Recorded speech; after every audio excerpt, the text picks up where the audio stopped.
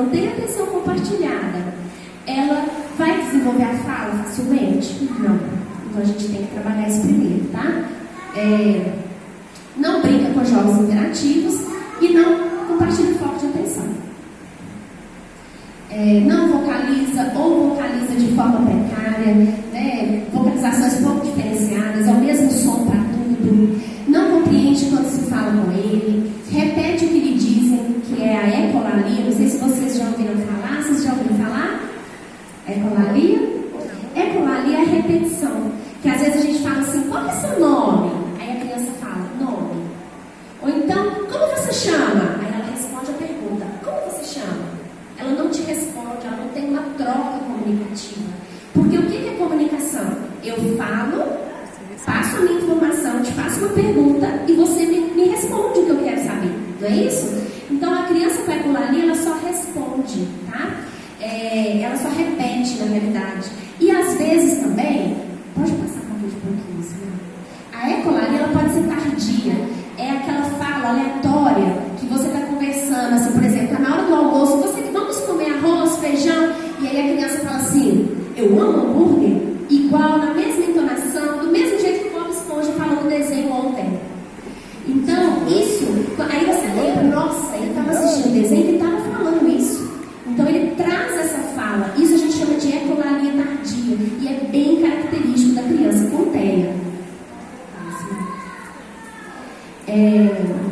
Dificuldade, né, em compreender o sentido figurado da fala. Então às vezes a gente fala assim, não, tá chovendo canivete. A gente quis dizer que tá chovendo muito. A criança com TEA, ela vai olhar para ver se realmente está acontecendo de chover canivete, tá? Então elas acreditam, elas vão no sentido literal mesmo da palavra, da frase. Tem também, gente, crianças com autismo, adolescentes, pré-adolescentes, e a gente tem lá no CAI também, crianças com repertório extenso sobre assuntos do interesse. Hoje eu atendi uma criança de 10 anos. Essa criança virou para mim e falou assim, eu estou estudando com uma fala muito perfeita, que eu fico até com vergonha, porque eu falo bem, né? E ele falando uma fala impecável, com todos os S's e acentos, perfeitas combinações. E ele falando da programação, que ele estava criando uma programação, não sei se é assim que fala, de um joguinho que ele criou. Ele me contou sobre tudo. Aí nesse momento ele olhou nos olhos, ele falou, discorreu sobre o assunto de forma perfeita, mas tirando esse assunto, que é o foco dele, ele não olha no olho, ele não rende conversa. Eu pergunto, ele responde sim, não. Então é muito disso. Então isso, quando eu falo dessas características, é um autista adolescente, pré-adolescente, mais velho, tá, gente? Outra característica também, ausência de expressões faciais e dificuldade em compreendê-las no outro. É aquela criança que está com a mesma fisionomia, se ela está feliz, se ela está triste, ela está com a mesma fisionomia. E aí eu lembro de uma palestra que a gente ouviu, onde o palestrante ele tem um filho autista, e ele falou que ele ficou muito tempo fora viajando, e quando ele chegou, ele levou o filho para o parque. Chegando no parque, tinha lá 2 balanços. Um balanço com uma outra criança e o outro balanço com o filho dele. E a outra criança balançava e ficava uhul! E balançava e dançava e ficava fazendo uma festa. O filho dele balançava e continuava com a mesma fisionomia. E aí ele tá assim, ele não deve estar gostando, né? Vou tirar ele do balanço. Na hora que tirava do balanço, ele chorava. Aí ele voltava pro balanço. Mas o menino tá lá, todo fora, curtindo, gostando do balanço. E o filho dele, sem mostrar nem que está gostando e nem que não está. Aí ele começou a alertar sobre isso, né? Sobre essa questão do autismo, porque eles não mudam a fisionomia mesmo, né? A maioria tem essa dificuldade, tá?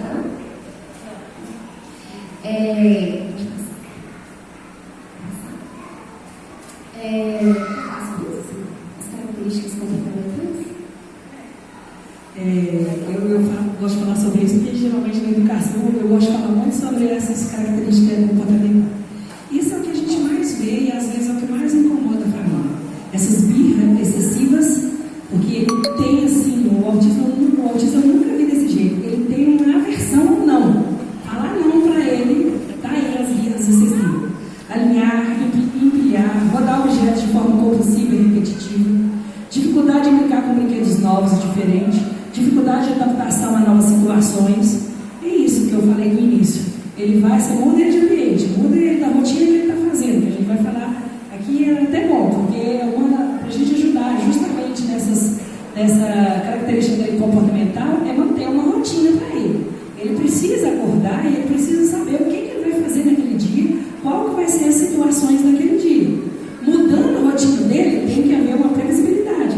Você precisa trabalhar com seu filho, com a criança autista, aquilo que você vai acontecer de diferente daquilo que é o habitual dele de se fazer, para que ele não venha ter esse comportamento inadequado. Movimentos repetitivos, estereotipias. Você sabe o que é estereotipia, gente? É você que sempre perguntar. Eu acho que eles não vão perguntar. Andar na ponta dos pés, balancear, rodoviar, os flaps, ó, as mãozinhas, assim, ó, as mãozinhas. Outra coisa interessante, saltinhos, girar objetos. Às vezes, eu vi outro dia um palestrante falando que a gente que incomoda com as estereotipias da criança, a gente que incomoda com esse aspecto. Ele não, ele chegou numa festa, viu aquilo tudo lindo, maravilhoso, ele fica eufórico, só que ele não sabe que é igual a gente alegre, tá num lugar bonito, a gente vai pra praia, chega assim, vê o mar, aí ele começa assim, né, fazer esses flaps. Ele tá mostrando que tá alegre, aquilo ali às vezes, só não pode deixar que aquilo seja excessivo e que atrapalhe ele estar no lugar de maneira adequada. Mas ali ele está mostrando que ele está muito alegre. E muitas vezes, gente, eu queria dar um exemplo aqui. Por exemplo, às vezes esse comportamento disruptivo e inadequado é devido a dificuldade ou não entendimento da comunicação. Ele não consegue se comunicar mesmo, ou tem uma dificuldade. Então pode ser uma dessas duas hipóteses. Por exemplo, vamos imaginar que a gente está na China e ninguém fala mandarim. Eu não falo mandarim. Estou apertada para ir ao banheiro. E aí? Como que eu faço? Como que vocês fariam? Você escreve, você faz um desenho, você põe no celular lá, digita lá o tradutor, coloca para traduzir. A gente utiliza alguma forma de comunicar, faz gesto. E o autista? E a criança com TEA? O que ele faz? Ele se joga no chão, ele bate a cabeça na parede, ele grita, ele faz isso. É a forma que ele tem para expressar que ele não está gostando. Então, por exemplo, se ele chega num lugar, fogos ou algum barulho que está incomodando ele auditivamente, porque quando eles têm uma hipersensibilidade auditiva, essa hipersensibilidade faz com que eles façam como? Como que eles vão reagir se eles não conseguem expressar, colocar em palavras o que eles estão sentindo? Eles vão se jogar, eles vão se bater. E é exatamente o comportamento que a gente fala assim: nossa, olha o que aquele menino faz, não é isso? A gente julga de forma inadequada, tá? E o que é regressão desenvolvimental? É quando a mãe vira e fala assim: ele falava muitas coisas, agora mal fala mamã, ou às vezes nem fala mamã, perdeu. A gente chama isso de regressiva, que acomete cerca de 32% das crianças, tá? Muitas vezes, aí ó, é por falta de uso mesmo. Se aquela criança está usando, ela tem um espectro autista e ela está usando aquela fala, aquelas palavras, sempre elas mantêm, mas aquelas palavras que usam pouco, elas vão perdendo, vão esquecendo, né? Então por isso que a gente fala que é regressivo, tá? Na verdade, Maia, eu não sei nem se esquecendo. Se ele não tem necessidade de falar, para que ele vai falar? Ele vai ficar melhor porque ele já não quer falar, ele já não tem essa necessidade, ele não gosta de falar, ele não tem interesse em falar. E aí ele não precisa usar aquelas palavras, ele não vai falar, ele não está sabendo o que você está comunicando com ele. Por exemplo, era uma palestra que a gente estava de um autista, ele contou que ele ouvia a mãe dele chamando o nome dele, William, mas na cabeça dele, para que ele precisa olhar quando se chama? Ele aguardava que a mãe dele ia falar: William, pega a toalha, William, vai pro banheiro. E a mãe dele chamando. Porque nós é que temos essa necessidade. Maiara, e ela olha para mim e eu chamo o nome dela. Ele não. Isso aí você já dá. Às vezes a gente comunica até com olhares. Eu já olho e já sabe que tem que mudar. Às vezes eu tenho que voltar, né, Lismar? Isso é comunicação. E como eles evitam isso, né? Aí aqui eu trouxe só algumas características, né, de bebês, mas que eu já falei. Ausência ou pouco contato visual, sustentar o olhar é muito difícil. Com 12 meses, espero que a criança já olhe 70 a 80% das vezes quando chamada pelo nome. Então, olha só, com 12 meses. E às vezes a gente recebe criança de 4 anos, 3 anos, você chama e ela não olha. Gente, é tão interessante. Vocês estão tendo uma oportunidade ímpar de ter essa informação, porque quando você descobre que um bebê, né, igual estamos colocando aqui, a gente, quem é mãe aqui sabe, você coloca a criança para amamentar, você já estaria automaticamente brincando com ela. Ela não amamentando e você brincando, e aí ela não está te olhando. Aí o que você faz? Você não percebe que já é uma característica. Então você para de brincar com ela, porque ela não te responde. Porque você espera que você ri para a criança e ele ri para você de volta. Agora a criança, que é atípica, ela não vai rir de volta, ela não vai te olhar, ela não vai interagir com aquela brincadeira. Então ali já é um sintoma. Mas eu não sabia disso. Então a criança está ali, muitas vezes, passando na sua frente, com vários sinais, te mostrando que ele é autista. Isso é bobagem. Bate na criança, coloca a criança para fazer, insiste com a criança, fica ali no tempão, você faz, ou então, e puxou a família. Isso é igualzinho minha avó, a avó que eu pino, né? Ou então igualzinho o pai, igualzinho isso aqui, e aí vai passando, e aí retarda para você descobrir que aquela criança é uma criança.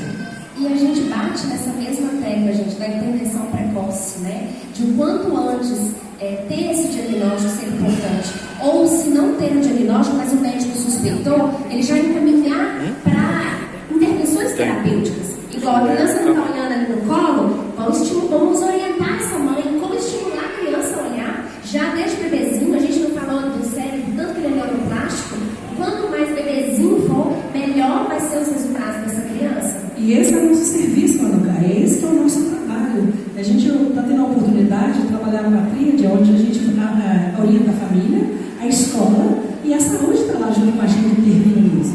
Então a gente tem visto o quanto já muitas da nossa criança, como ela vai falar depois, com coisa que ele precisa correr, geralmente é com um ano, né? Tem que ter o contato filial e a gente consegue com 6 meses, de tanto que a gente insiste que a família faz. Tem crianças lá que para mim, olha para ela, não é China, mas ela está não falando de coisa. Ela está curada de tão bem que eles estão tão interagindo, já estão com contato visual, já estão falando assim, muito bem, já melhorou bastante. Eu falo, isso aqui para mim já está ótimo. Mas por quê? Quando a gente tem uma mãe assídua, quando tem a família que participa, ele pega umas boas professoras aí de apoio, que entende, pega a visão, entende o que é o trabalho dela. Então, por exemplo, ele vai lá para o CAI, tem um atendimento lá, ele vai para a família já entendeu, ele vai para a escola já entendeu.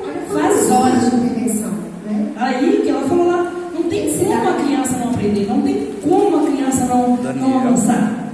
E às vezes, gente, o processo é lento, né? Não é rápido.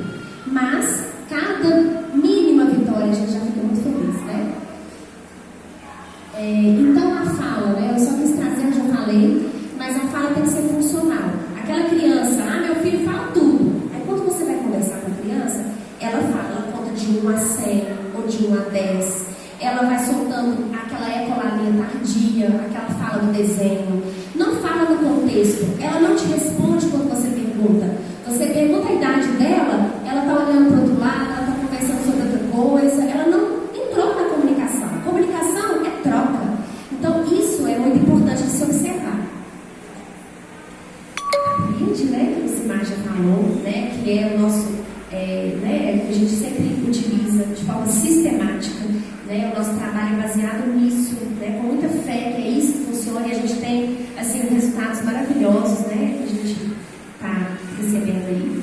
Então, o tratamento é com terapias através do fonoaudiólogo, terapeuta ocupacional, psicólogo e vários outros profissionais, musicoterapeuta, fisioterapeuta, porque, por exemplo, se eu recebo uma criança que está andando na ponta dos pés, eu vou encaminhar para fisioterapia, para ela avaliar se está com comportamento, o que está acontecendo, tem algum prejuízo, né, no pezinho dessa criança?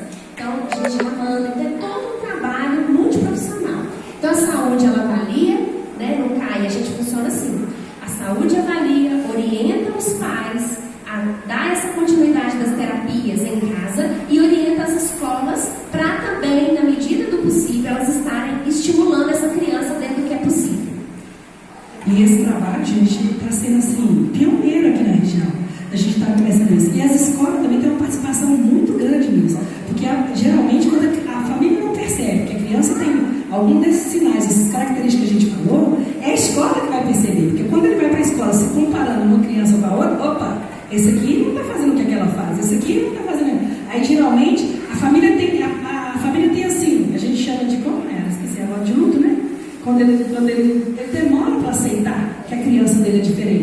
Porque às vezes quando é o nível 1 é muito raro essas diferenças. Então ele demora muito para fazer. A escola insiste, aí faz relatório, caminha, e aí às vezes demora para não é.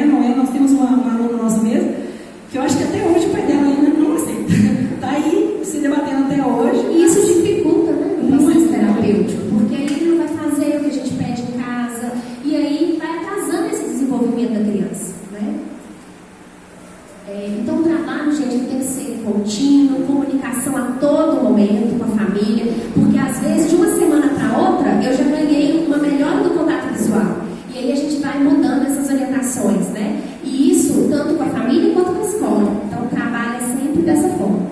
Aí vocês perguntam, mas e quanto à medicação? Para que vai então no neurologista, no psiquiatra, né, para o tratamento do autismo, já que você está falando que é só com terapias já resolve? Não. A gente tem também a medicação para os sintomas associados. Quais são esses sintomas? Que a gente já falou também. O sono, né? Muitas crianças com TEA, ele tem uma alteração no sono. Então, às vezes, precisa que essa criança durma bem para ela ter uma memória, um aprendizado melhor nos momentos das terapias. Descontrole de apetite. Às vezes é aquela criança que não come nada, mas às vezes é aquela que vai comendo e não tem controle, tá? Não tem saciedade. Aquela criança muito agressiva, que se morde.